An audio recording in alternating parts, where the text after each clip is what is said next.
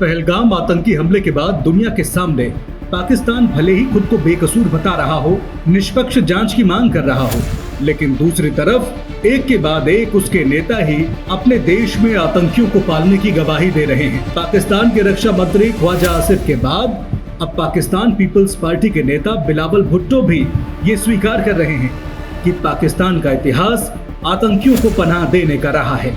बिलावल भुट्टो के इस कबूलनामे के बाद पूरी दुनिया के सामने पाकिस्तान एक बार फिर बेनकाब हो गया है।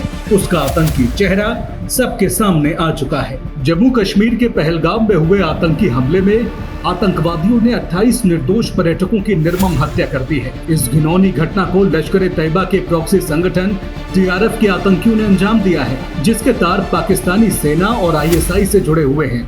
22 अप्रैल को हुए इस आतंकी हमले की पूरी दुनिया में निंदा हो रही है। अब तक की हुई जांच में इस हमले में पाकिस्तान की संलिप्तता साफ नजर आ रही है, लेकिन हमेशा की तरह पाकिस्तान सभी आरोपों को झूठा बताकर दुनिया के सामने खुद को ही आतंकवाद का सबसे बड़ा पीड़ित बता रहा है। मगर कहते हैं ना, झूठ के पांव ज्यादा लंबे नहीं होते। एक न एक दिन सच सबके सामने आ ही जाता है। पाकिस्तान के मंत्री और नेता अब खुद ये स्वीकार करने लगे हैं कि वो आतंकवादियों के मददगार हैं। एक इंटरव्यू में पाकिस्तान के पूर्व विदेश मंत्री बिलावल भुट्टो से जब आतंकियों को पनाह दिए जाने का सवाल पूछा गया तो उन्होंने कहा कि पाकिस्तान इसी का नतीजा भुगत रहा है। अंग्रेजी चैनल को दिए अपने इंटरव्यू में बिलावल ने कहा, मुझे नहीं लगता कि ये कोई रहस्य है कि पाकिस्तान का एक अतीत है। नतीजतन हमने भुगता है, पाकिस्तान ने भुगता है। हम चरमपंथ की लहर से गुजरे हैं, लेकिन हमने जो झेला है उसके परिणाम स्वरूप हमने अपने सबक भी सीखे हैं। हमने इस समस्या को हल करने के लिए आंतरिक सुधार किए हैं। बिलावल भुट्टो भले ही ये स्वीकार कर रहे हो कि आतंकवाद के मामले में पाकिस्तान का इतिहास दागदार रहा है,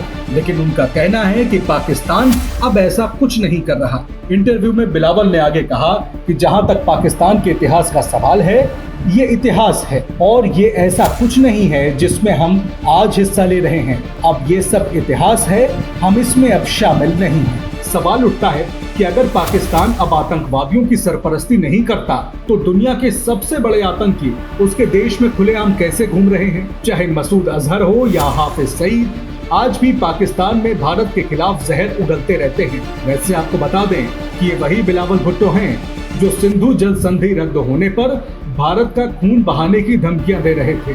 बिलावल से पहले पाकिस्तान के रक्षा मंत्री ख्वाजा आसिफ भी आतंकवादियों को शरण देने की बात मान चुके हैं। एक इंटरव्यू में जब उनसे पूछा गया कि क्या पाकिस्तान आतंकवादी संगठनों को समर्थन, ट्रेनिंग और फंडिंग देता है, तो जवाब में ख्वाजा आसिफ ने कहा कि हम पिछले 30 सालों से अमेरिका और यूरोप के लिए ये गंदा काम करते आ रहे हैं। आपको बता दें कि पाकिस्तान के पूर्व राष्ट्रपति Parvez Musharraf Osama bin Laden और हाफिज सईद को पाकिस्तान का हीरो बता चुके हैं। पाकिस्तान कैसे आतंकियों का मददगार बन भारत में आतंकवाद का जहर घोलता है, ये सच पूरा विश्व जानता है। यही वजह है कि पहलगाम आतंकी हमले के बाद वो दुनिया में अलग थलग पड़ गया है।